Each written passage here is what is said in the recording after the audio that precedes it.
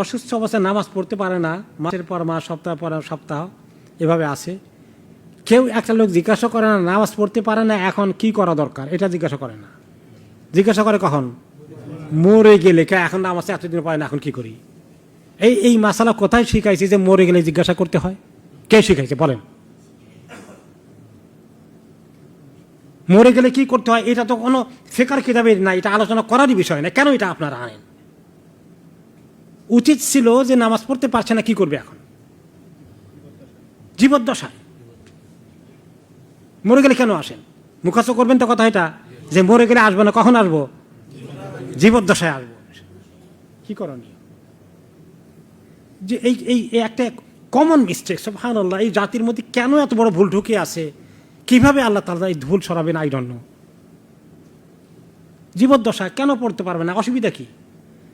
দাঁড়াতে পারে না, বসে পড়বেন। বসতে পারে না, শুয়ে ইশারায় পড়বেন। কেবলামুখী হতে পারে না, কোনো অসুবিধা নেই, যেদিকে মাথা আছে পড়ুক। ওযু করতে পারে না, কি করবেন? তায়াম্মুম করবেন।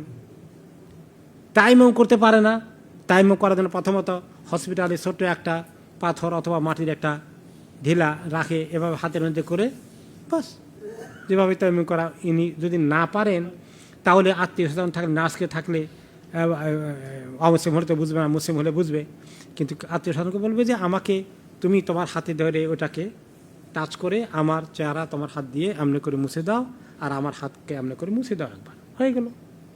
এখন হলো যে আমার কেউ নাই, নার্স ও মুসলমান, সেও বুঝে না, আমি বাথরুমে যেতে পারছি না, তাই মোমো করতে পারছি না, কি করবো এখন?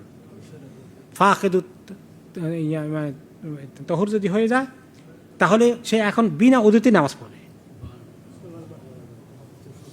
নামাজ কাজা করবে না। ওযু করা ফরজ।